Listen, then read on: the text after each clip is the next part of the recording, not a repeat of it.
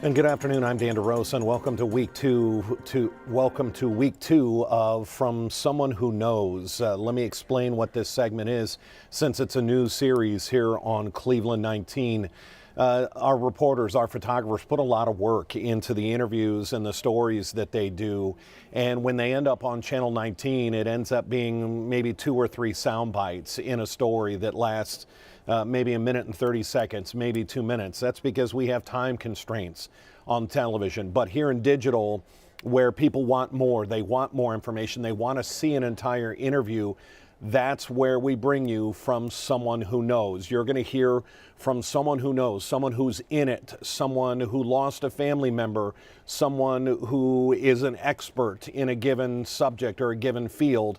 And that's where we are today. Our Nicole Versansky, one of our anchors here at Cleveland 19, has done some incredible investigative work into the case of Amy Mihaljevic, and that is a name that rings throughout Northeast Ohio. It is the longest unsolved case the FBI has ever worked on in history. We're talking 35 years, and they don't call it a cold case. They make it a very good point to not call it a cold case, because they are continually working on this, especially with the advancements in DNA. Let's remind you that Amy went missing in October of 1989. She had been lured to this shopping center in Bay Village by a man who called her and said, "Let's go shopping for a present for your mother in this Bay Village shopping center." There is, the last time she was seen was walking out of that parking lot with the man. Her body was found miles away, 50 miles away to be exact. And about 300 yards away were a blanket and a curtain that, being 300 yards away, there were questions of whether or not that was involved in this case. And it was 2 years ago that it was confirmed through DNA that Amy Mihaljevic's DNA was on that blanket. But now we're talking about her clothes that are at an incredibly advanced research facility in Florida. Nicole Versansky went down there to see firsthand what is happening, how this is being worked. This case is continuously being worked. This lab, called DNA Labs International, they have the clothing of Amy Mihaljevic, and it was just recently that on her sweatpants there was a small piece of DNA collected from an unknown male. Now, the problem is the technology is still advancing. And when you test an article of clothing, a curtain, a blanket, when you cut off a piece of that to test it, it gets ruined in the process. So you have to be very careful about when you test it and how you test it. And they think that there are going to be advances in the maybe next year or two that can take that small male DNA sample on Amy Mihaljevic's sweatpants and try and come up with a conclusion, a more concise DNA structure of who killed Amy. And that's where we're going to bring you the entire interview. It is a 2-part piece of interview. It's going to last about 30 minutes. And you're going to hear from the chief scientific officer of that DNA Labs International down in Florida. We sent Nicole down there to dig a little deeper on this. Rachel, a V-line is her name, and just some incredible information. And for those who are fascinated by unsolved cases, this is going to be right up your alley. You're going to see and hear from the researchers at the cutting edge of this. This lab works on cases from all over the world, has helped solve cases all over the world, and they are working on our case from here in Northeast Ohio. So let's listen to the first part of this interview from down in Florida, the chief scientific officer. Again, this is from someone who knows. So when we're talking about, I know we're not going to talk about specifics of the Amy Mihaljevic case, But when you consider evidence that's 35 years old, how is it that you can discover something new still after 35 years? A lot of it really depends on the original investigators. And it's funny too, because they get so investigated. We had another case that was solved last year after 50 years. And when they called to announce it had been solved, they called the original investigator and he was on his way bass fishing. And it was fully retired, like pulled over on the side of the road. It was like so emotional about it. But a lot of it is a testament to like how long they care and that they've preserved that evidence for all this time.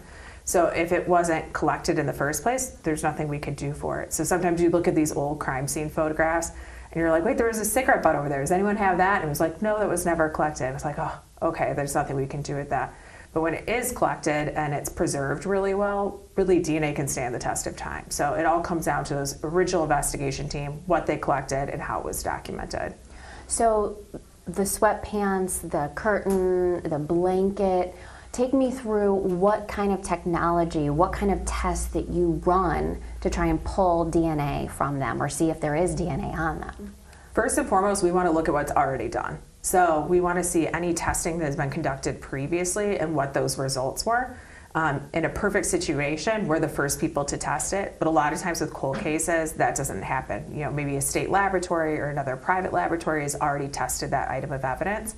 So we don't want to repeat what's been done before, because if it didn't work before, there's no point in trying that again.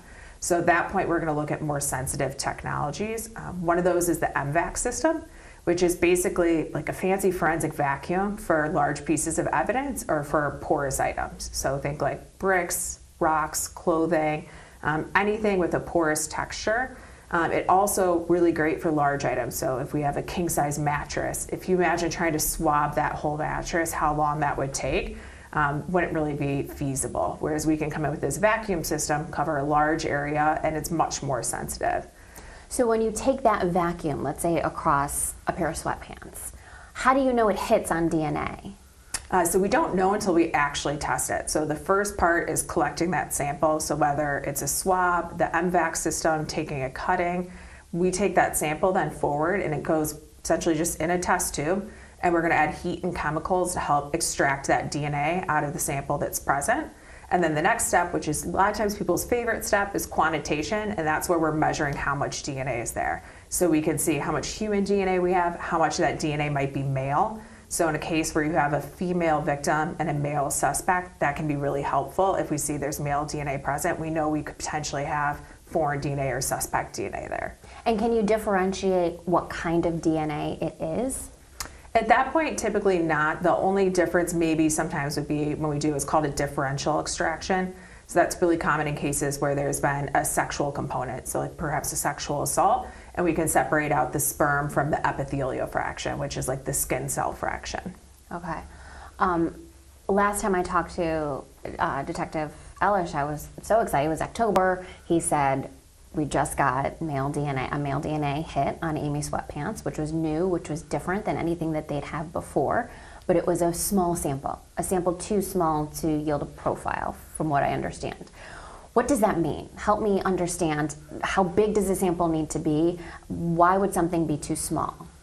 So there's two reasons. It could be, the first reason is it's simply too little DNA, so it's beneath our limits of detection. So anytime we have a new technology, we'll test the limits of sensitivity. So we'll put just a little bit of DNA in, we'll put a lot of DNA in, and find that range where we actually yield a result. So if it's beneath that range, then we would say it's insufficient. The other thing that can happen sometimes is if it's in the presence of too much female DNA. So if we have just a little bit of male and maybe say 1,000 times that amount of female DNA, that will overwhelm our reaction and will only detect the female. Okay. So when, the detective says, hey, they tell me, or as in probably you guys, we're 6 months to a year away from the technology maybe being able to yield that profile. What does that mean? Like what's happening, I guess, to be able to read a smaller profile?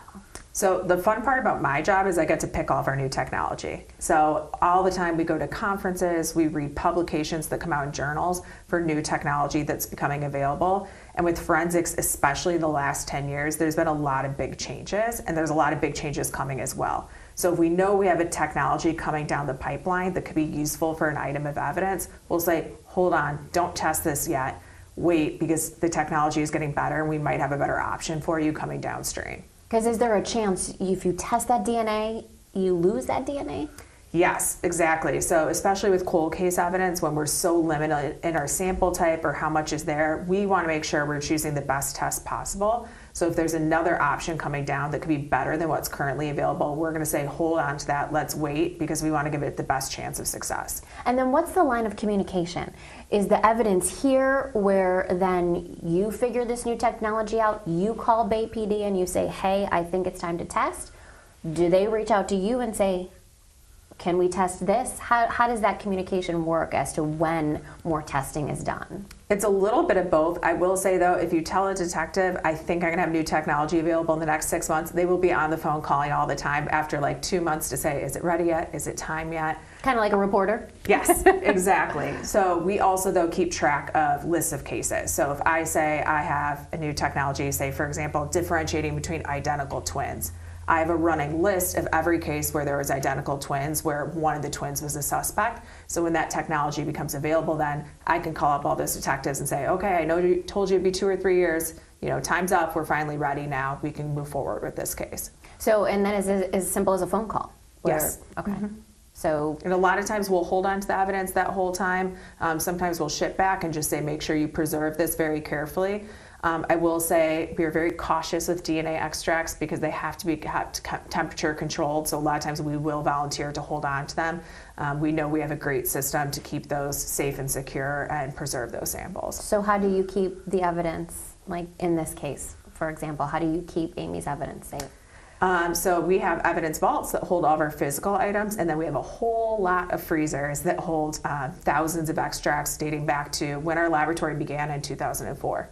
Okay, wow. Do you ever think about the victims when you do this? Do you think about Amy when you're running some of these tests? I would say yes and no. I try not to think about all of them because I would be a really sad person. I see a lot of cases come across my desk every day, and you try not to internalize all of that or think about all of that.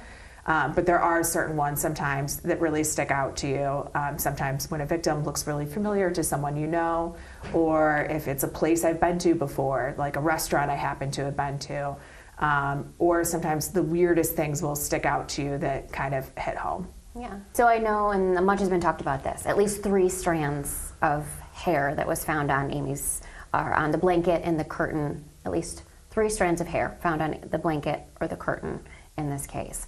What kind of new technology can be done on the hair to try and find a suspect? So it's interesting, anytime hairs come up in cold cases, I always say, what was done before? Because there was a lot of microscopy analysis that was done back in the 90s and even the early 2000s that isn't necessarily the most reliable. So anytime someone's just visually looked at a hair and used that for an inclusion or an exclusion, comparing it to someone, I would say, we need to revisit this. The biggest difference is it used to be that we always had to have a root. So if you think about it, if I were to pull one of my hairs out right now, there would be a little root attached to it. However, when hair naturally falls out sometimes, or even when it is pulled out, it might break off. You don't always have that root present, and that's where the majority of the DNA is that we get from hair. So for a long time, for decades really, it was thought that there was no nuclear DNA in hair, which is the DNA that we look at that comes half from mom, half from dad. We thought we could only get mitochondrial DNA, which is just from your maternal line. So my mom and I, for example, have the exact same mitochondrial DNA profile, which means that it's not that great of a statistic. So really, we want that nuclear DNA from mom and dad because it helps us better identify someone. So for a long time, we thought you couldn't get that from hair shafts at all. Turns out you actually can. It's just very fragmented and smaller, so we have to do some different extraction procedures to be able to actually collect that and visualize it. If you kind of think of like when you're making spaghetti and you have a colander that you put your pasta in, it used to be that the colander was 2 wide sets. So basically we were just washing all the spaghetti through. That's kind of what was happening to the DNA. It was too small a fragment. So by switching now to like a sieve, which has a finer catch to it, we're able to capture those smaller fragments of DNA. And it's nuclear DNA? Yes. Okay. So is that something that could work in Amy's case when you've got 3 hairs? Was that something that could work here? Potentially. It's definitely something that we can look at, and then always worst case scenario, maybe you just get mitochondrial DNA. But anytime you can get any information, I think, obviously that's a lead. Does it become problematic when the hair's 35 years old? Again, it goes back down to preservation. So obviously it would be great if everything was like fresh samples and things like that would typically be better. But we do testing really like hairs from woolly mammoths and things like that. We can get DNA in DNA worlds now. So our sensitivity for testing has gotten so much better. So really kind of age is no limit, except for as long as it's preserved well. So in this case, in Amy Mihaljevic's case, was the evidence preserved pretty well? To the best of my knowledge, I haven't looked at the hairs myself particularly, but usually when we see more issues, it's like when fires have been involved or chemical treatment, that can be really challenging for evidence. So when you talk about having Amy's sweatpants, having clothing items from Amy, having the blanket, having the curtain that they now know she was wrapped in, having hair, is that good as far as evidence collection when you're talking about, the detectives having good quality evidence? I mean, anytime you have that many options in a case that old is great, because you have a lot of agencies where maybe a new sheriff came through town at one point and purged all the cold case evidence and nothing exists anymore. So the fact that they not only collected it but preserved it all this time really kind of helps out in this particular case for the best possibilities. I mean, you guys are solving cases. Yes. And Helping too. Law enforcement solves cases. We just give a little piece of the puzzle. I mean, is it happening a lot? Does it feel like, you're really making a difference here? Yeah, I think especially with forensic investigative genetic genealogy now too, because originally the goal is always just get DNA. First and foremost, get DNA. If we can get a DNA profile, great. You go to put it into CODIS and it never hits. And you're like, boy, I did my part. Like, why isn't this fixed now? Why isn't this solved? So I think to have another option now when it doesn't hit in CODIS, that we can take it a step further and do genealogy is really helping a lot of these cold cases where we're seeing cases that have been, since the 70s, and we're finally being able to provide answers. That's awesome. That has to make you sleep pretty well at night. What's the reason why you got into this field? I just like puzzles and mysteries and having something different every day. My job is never the same every day. I like to be able to see things through to completion. So being able to testify in court at the end of the day to our findings and be able to provide some resolution and answers is very gratifying. Are there any other tests that we could talk about that are specific to Amy's case? Besides the MVAC, besides maybe some of the hairs, is there something else that would be relevant? I mean, the only other thing I would say too is one extra step that we take with the hairs is that we also wash them. And that way, so say you find out, oh, we had this hair, but actually it ends up being Amy's hair. We'll also wash it and take that forward as well, so that if someone came into contact with that hair, we can potentially get that DNA too. So each hair ends up being 2 samples. Okay. The hair you have, is it Amy's or is it someone else's? I don't know. Okay. The victims, like Amy, do you ever think of her when you're running some of these tests? Not so much when I'm running the tests. I don't think. I try to keep pretty neutral with all of that, and everything's given a unique identifying number at the end of the day. So a lot of times we don't even know what piece of evidence we're working with at that time. I would say getting the call back from law enforcement at the end of the day when they're so excited there's finally a resolution helps bring it home. A lot of times there's a lot of information about the case that we never know until we watch a news report or something afterwards.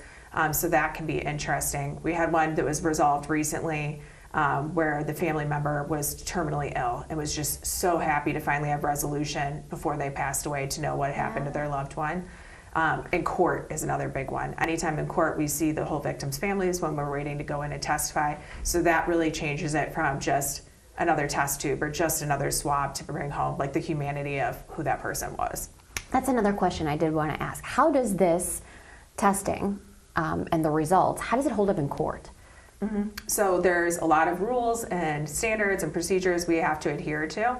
The interesting part is when we're doing things that are newer technology, it might be the first time that technology has ever been presented in a courtroom before. So sometimes we have to do admissibility hearings before we can ever even go to trial to show that the test is respected, reliable, used in the forensic community, and that everything we've done meets the current standards. Take me through, I just want to go back to that MVAC because I want to make sure I completely understand. So, for example, you take sweatpants and the vacuum runs over it. Just describe, I guess, step by step so I understand exactly how that vacuum is working. Yeah, so it's going to spray a sterile solution onto the surface of the item. So you're going to take the MVAC wand basically and guide it across that item, and it's essentially kind of washing it. It's like a wet vacuum. And then when you run back over it, you're going to suck that liquid back up. So we're essentially washing that whole surface and then collecting that liquid. That's going to go into a reservoir where all that liquid is collected. Your DNA will be mixed into there, into that liquid. And then it's going to go through a vacuum procedure again where it gets sucked through a filter. So in the end, what you end up having is a filter that kind of looks almost like a Clearasil pad. It's like a little silver dollar size filter paper that will have all of your DNA material on it. So that's going to then get chopped up, put into a test tube, and everything after that is the regular DNA procedure. So how do you know that there isn't more than one person's DNA on that? We don't, and a lot of times it is going to be more than one because it's so sensitive. We're collecting everything that's on there. So maybe if they had a consensual partner or a family member that they lived with, we might detect their DNA as well. How do you know which section you got the DNA from? Do you? So we will sample in a specific area for specific reasons. So for example, if an individual's body was removed from one location to another and they think they were carried under their arms, we're going to focus on that underarm region.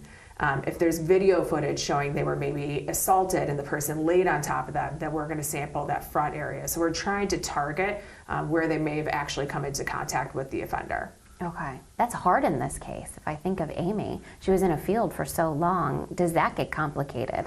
It does, and you don't want to create a worse DNA mixture, so we wouldn't want to necessarily sample the entire thing, for example. So then we'll put it into quadrants and say, okay, this is from the upper left shoulder, this is from the upper right shoulder.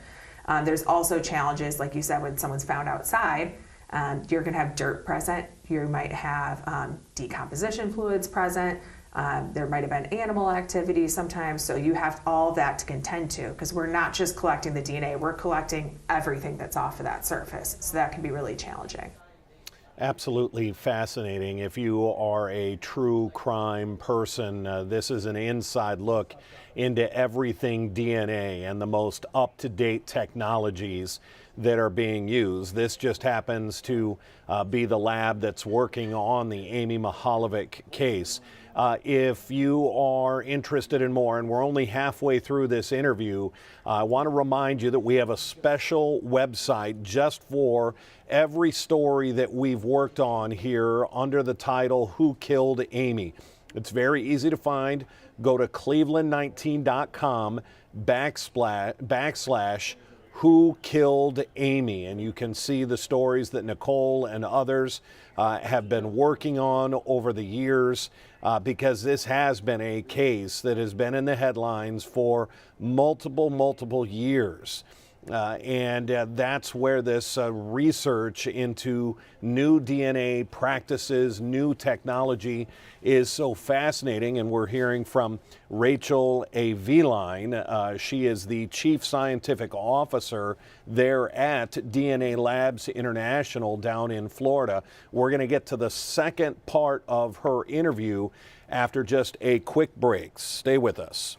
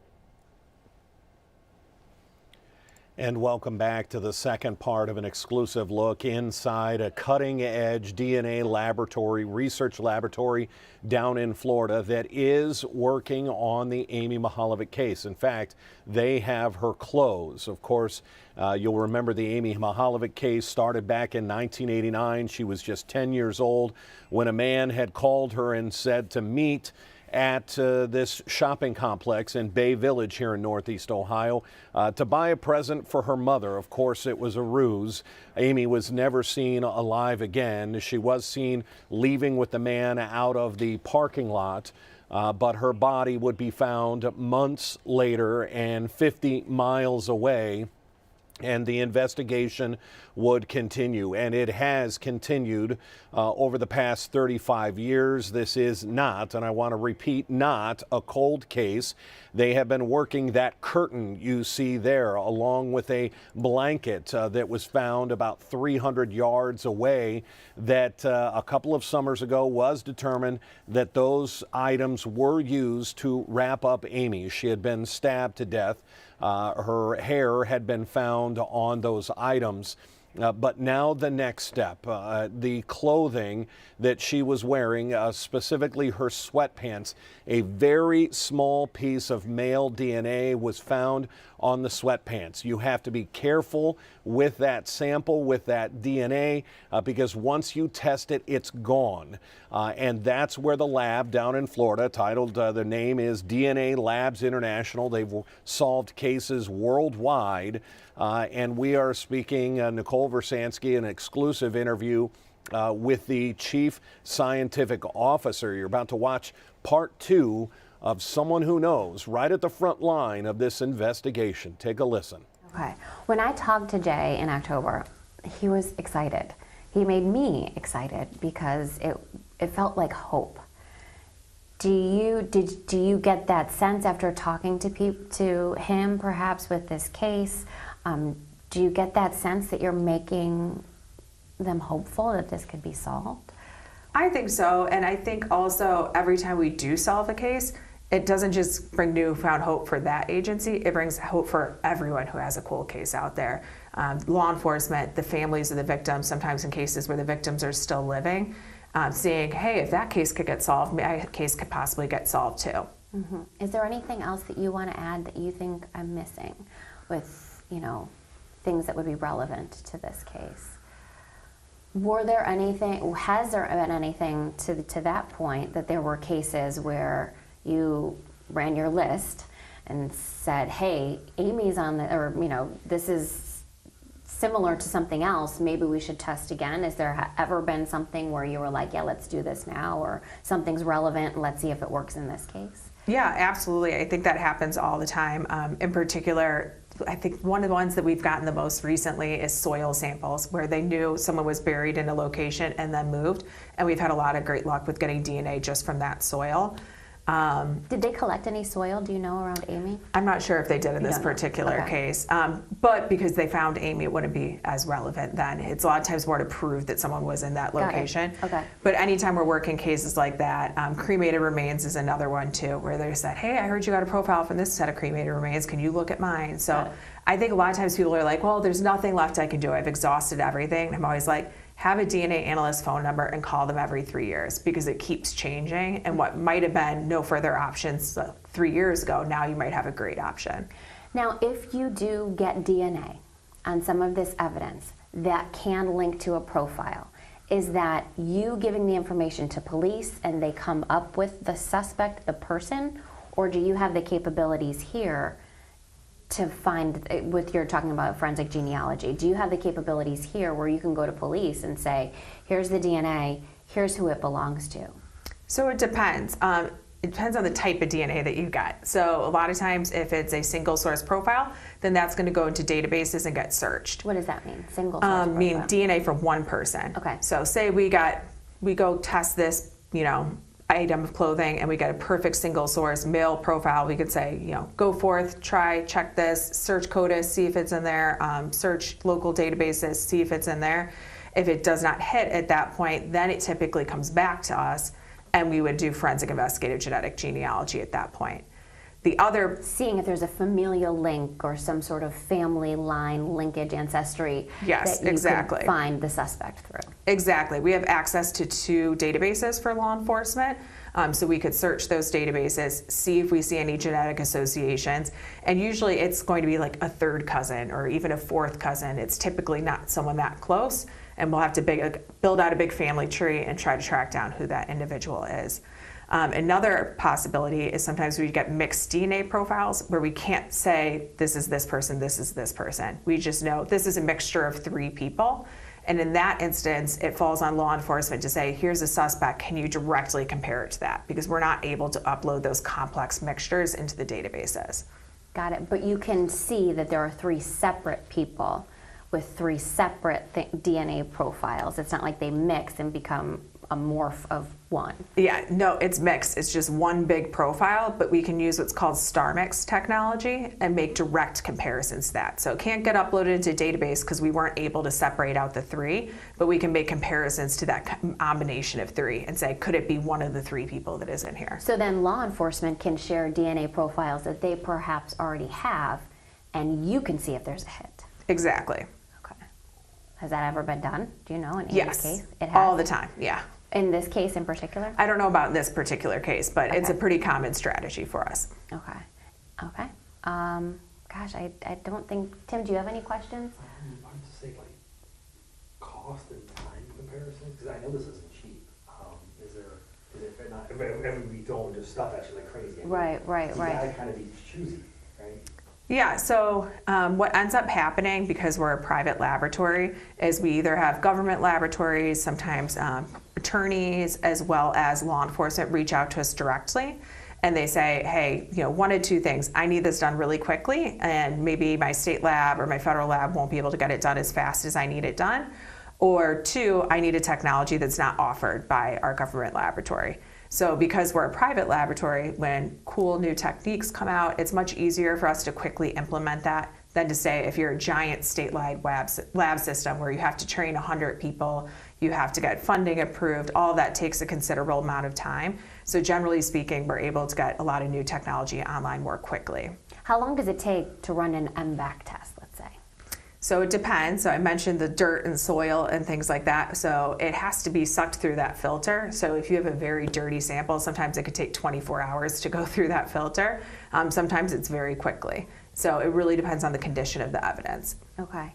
And does it matter like how big of a sample are we talking about when you say you try and pinpoint? So you're not doing like a whole clothing item, you're sectioning it off. How big is that section usually? It depends. Sometimes we're looking at a single pocket. So maybe someone who had their pockets turned inside out because their wallet was stolen in the commission of a homicide. So it might be very small items. Sometimes it's going to be the entire interior of a car. So we'll break those into different quadrants. So it'll be, different filters for each section of the car. So single items sometimes could take days and days if we're collecting numerous samples, or if it's something small, we might be able to do that in an afternoon. Do you do inside and out, like of a clothing item per se? Typically, we're going to separate that because those are different surfaces. So typically, we're going to have one from the exterior and one from the interior. Yeah. So talk about your facility. What are we looking at here when we're going to kind of go in and tour the lab? Like the square footage, how many units, how many tests, whatever. Yeah. Yeah, so 20 years ago, basically, Kirsten Charlson created this laboratory. Not this exact space, we've grown quite a bit, but the original laboratory was created when she found out about backlogs in the area.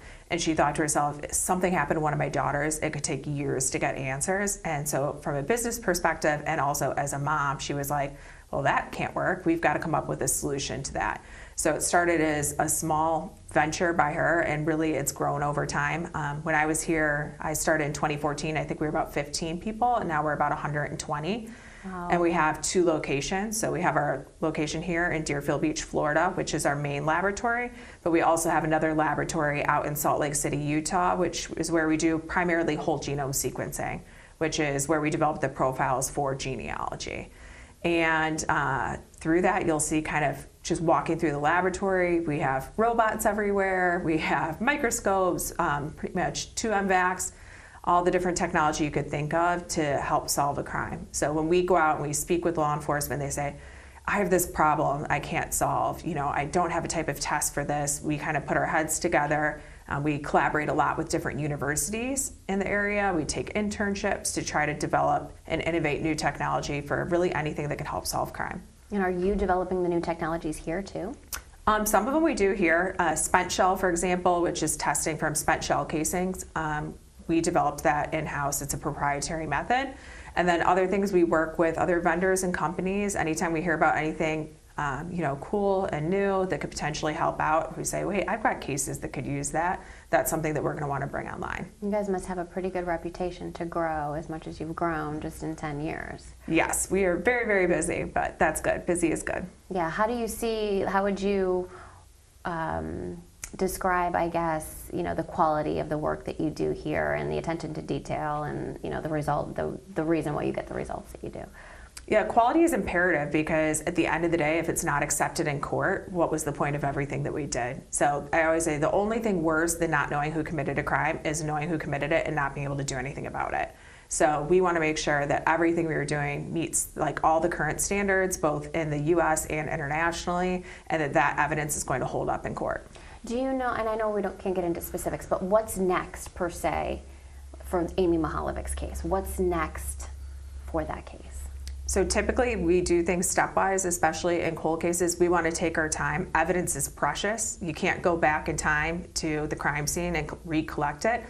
So a lot of times you only have one shot at this. So we want to be very careful and cautious. So we typically move stepwise. We'll try a few steps, a few different tests, review our results at that time, and determine what our next course of action is if we haven't yielded a result yet.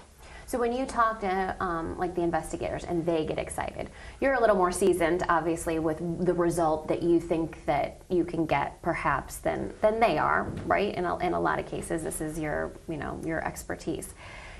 Do you ever get excited to tell them the news because we're close? We're really close here. I think we're onto something. Yeah, absolutely. Excitement can be contagious, and also you want to yield a result anytime. I remember working with this one chief at one point, and he had a smiley face, a neutral face, and a frown face on his wipe erase board. And every day he would come in and circle where he was at, just kind of a message to staff, how I'm feeling today. And I remember one day we finally had the DNA profile hit in their case. I was like, oh, he's going to circle that smiley face today. Yeah. So little things like that. It's nice to be able to say, hey, this worked out, and we finally have an answer for you. And sometimes it might not be what you expected, but any answers, I think, are good, especially when it's in a cold case like this. Are you hopeful you'll be able to give answers in this case? I'm always hopeful. I always think if evidence remains, there's something that can be done, even if it can't be done today. Like I said, maybe 3 years from now, a new answer will propose itself, a new technology. Right. So I always try to never lose hope. In the absence of, all the evidence disappearing, Right. I always try to have hope. What would you say? So this case is, people in our area are passionate about this case. They want this case solved. There's a lot of frustration sometimes when it takes so long. And it feels hopeful when you get, maybe there's new DNA here, and then people maybe don't understand why it takes so long then to get more results, to find a suspect. Why does it have to take so long? I think there's a couple things. It's hard sometimes too, because I'll see things on social media or in the press sometimes talking about investigators don't care about my case or they're not doing anything, and I'm like, oh, in reality I know they just dropped off more evidence the other day. They feel so strongly about it, but for lots of reasons, every aspect of an investigation isn't always necessarily revealed to the public or even to the family. So I have faith knowing these investigators kind of behind the scenes, how hard that they're working and trying to come up with answers too. So I know it's hard, but a lot of times there's reasons for it, and it's just unfortunately sometimes takes patience, which I know after decades can be very hard to come by. Right. So I understand, I get it, but I know that the investigators are passionate about solving the case as well. So sometimes you just have to have a little faith and a little time, and hopefully, again, we'll get to that answer for that case as well. Do you think the answer to who killed Amy Mihaljevic could be in this lab behind you? Possibly. Time will tell. Yeah. Gives me goosebumps. I think I'm good. I mean, unless there's, and if we could do the tour, can we be mic'd up if we do the tour? Is that possible? You can be. You just have to make sure, try not to touch anything or lean against anything. It's just the hardest part. Okay, yeah, no touch. And as you heard, Nicole Versansky and our photographer got a tour of that facility. That is all a part of Nikki's reporting that went into these stories. And you can find all of the stories at cleveland19.com/Who Killed Amy. You can see the website right there at the bottom of your screen, www.cleveland19.com/Who Killed Amy, and that takes you to really all the stories we've done over the years, or at least a major collection of them, because this has become such a focal point for so many over the years. It has been 35 years since she disappeared from that shopping plaza in Bay Village. She was lured there by a phone call from a man who said, meet me here and we'll shop for a present for your mom. She had gotten a promotion at her job, but unfortunately, she was lured there for a purpose. She was taken from that shopping plaza, just 10 years old. The search began. Her body found 50 miles from home. Sometime later, it was 1990 that her body was found in that field, and then 300 yards away, we get the curtain and the blanket that investigators now know she was wrapped in at some point. They found DNA from the family dog, from Amy, on the curtain and the blanket that she was wrapped in at some point. And now this new testing. That's the reason we wanted to bring you that entire interview. This is an inside look. More than what we can show on television. We have very tight time constraints, but here on our digital platforms, here on our website, you can watch the entire interview, the entire process being explained. And again, for those of you who are true crime fanatics, what an insight into the new technologies that are being developed that will help solve cases. And as you heard, the hope is there that potentially in the future it could find out who killed Amy. And that is why we call this, and that from someone who knows. That is somebody at the cutting edge, the leading edge of this technology. And again, you heard Nicole ask, people get frustrated, why is this taking so long? Technology has to develop, and we have come a long way just in 10 years, and we've seen crimes throughout Northeast Ohio get solved because of the technology has finally developed and is advancing, and that's what we are hoping for in the case of Amy Mihaljevic. This has been yet another in our series of From Someone Who Knows. You can go to cleveland19.com/From Someone Who Knows to see other segments. This is a brand new series that we will have every week here at Cleveland 19. Until then, I'm Dan DeRose with 19 News. Have a good afternoon.